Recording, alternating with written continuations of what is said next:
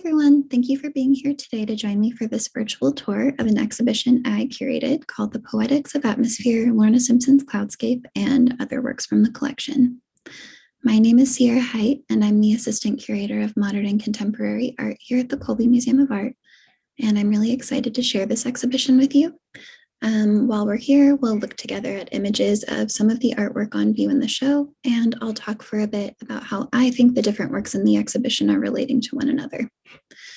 I want to begin by marking that this talk is being recorded from the ancestral territory of the Wabanaki people, a term which includes the Abenaki, Mi'kmaq, Passamaquoddy, and Penobscot tribes. I'm grateful to be a guest on their homelands, and I express my respect to past, present, and future generations of Indigenous communities who have cared for and lived on these lands for thousands of years. I'd also like to share at the top of this talk that this exhibition is open until April 17th, and I hope that some of you will have a chance to come visit us in person to see it. And with that, let's begin the tour. There's been a long-standing artistic interest in meteorological imagery and atmospheric conditions. This exhibition looks at a trans-historical group of artworks, all from Colby's collection that engage with atmosphere, cloud, or environmental-based imagery and ideas. Artists have been preoccupied with capturing the sky and the phenomena of clouds in particular for a really long time. And I think that this preoccupation reflects the atmosphere's potential to help us engage with the sky as a space where climate, time, and identity converge. The exhibition is anchored by Lorna Simpson's Cloudscape, which is projected on an endless loop in the gallery space. I'm going to share this work with you all, just to give you a feel for the way that the sound and moving images are working together in this video.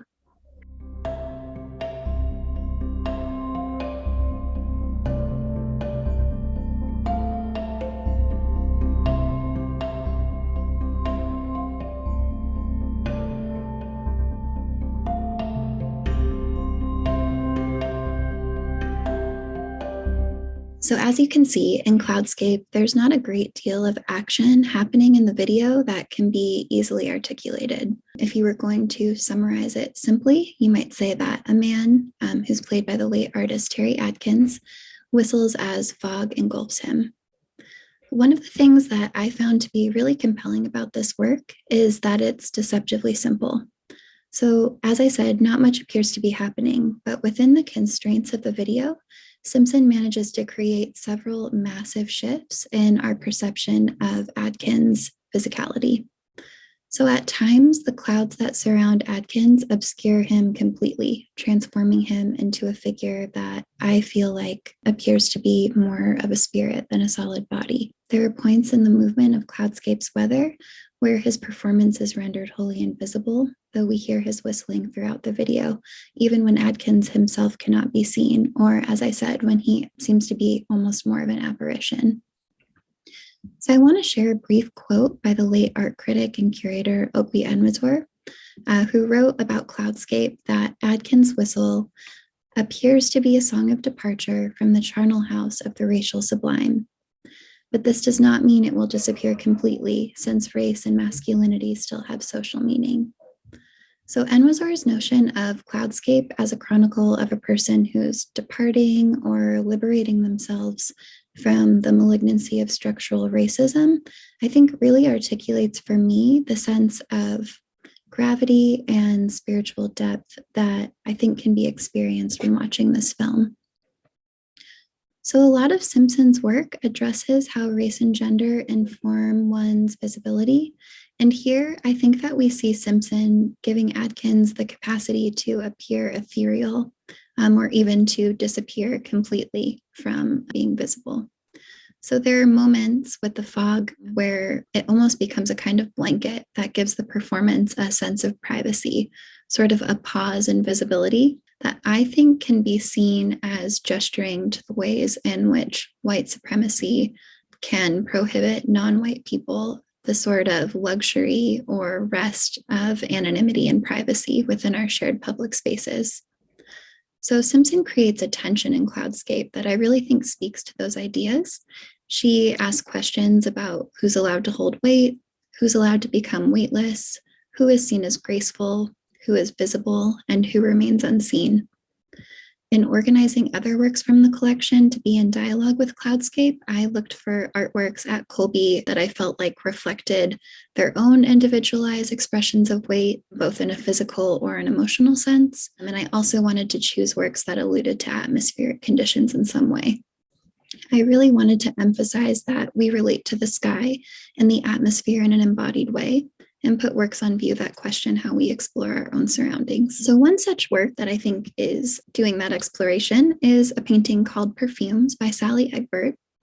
So in this painting, as you can see, Egbert makes visible a substance that is usually vaporized, right, and encountered in the air. That would be perfumes. So I included this work in the exhibition because I think it does a good job of capturing how we experience the atmosphere with senses other than our sense of sight. So Egbert layers her paintings with mixed media and collage, which in person gives Perfumes a really physical tactility that I think evokes the sensorial experience of its subject matter of encountering the smell of perfume, but I also think it evokes the body in general. And then Egbert builds on that sense of bodily presence by working in a palette of colors traditionally gendered as feminine, a connection that's reinforced by the title's reference to a cosmetic product that is usually more heavily marketed towards women. Egbert dilutes her acrylic paint with water to build up the sort of translucent layers that you see on her canvases.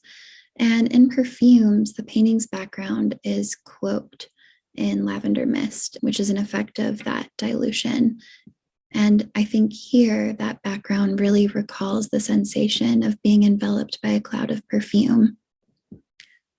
Another work in the exhibition that references currents of air in the body is Alexander Calder's mobile. So mobiles are now common in art and design, but when Calder invented their form in the early 1930s, he really challenged the notion that artworks are objects in stasis, and in doing so evolved the public's understanding of what sculpture could be. So at Colby, the mobile is installed to hang from the ceiling, and its limbs are really carefully counterbalanced to sway in response to currents of air. And the appearance of that suspension subtly shifts with each small gust or breeze that the sculpture encounters.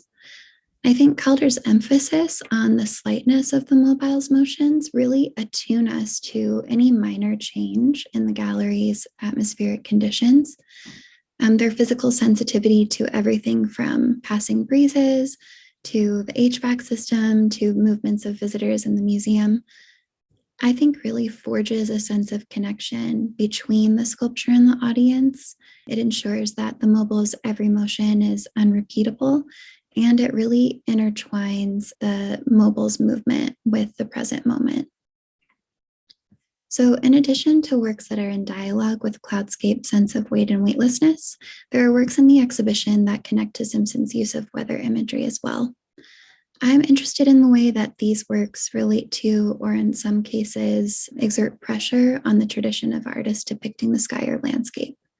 And one work that upends the idea of a landscape painting, while still, in my opinion, very much referencing landscape and the environment, is Julie Mehretu's print, which is entitled The Residual. I think The Residual looks really windswept and disassembled, almost like it bears traces of a flood or some other type of, just receded natural disaster. Mehretu refers to her art as story maps of no location, and I think we can really see that in The Residual. In fact, here the map's ink seems to have bled, abstracting the suggested cartography and really creating a chaos that I think characterizes the psychological impact of some type of upheaval. To give a little bit of biography into the artist, as a child, Mehretu and her parents fled Ethiopia to escape political unrest and eventually relocated to East Lansing, Michigan, where the artist was raised.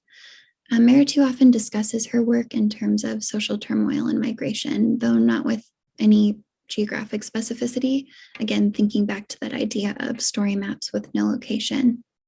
And I think this print adds a dimension to the exhibition that evokes not just weather patterns, but weather and landscape from a vantage point that feels both interior, so maybe the way that we experience these things in an inner way, and also from a vantage point that feels aerial from above.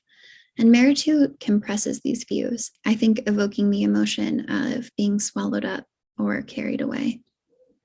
So, there are many other artists represented in the exhibition whose work explores our relationship to the sky, the atmosphere, and the environment. What I've presented on is just a segment of the show meant to give you a glimpse into how the Poetics of Atmosphere was organized. I want to thank you all for tuning in, and I hope that you've seen just enough of the exhibition through this presentation that you will make it in to see the show before April 17th. Thanks again for watching.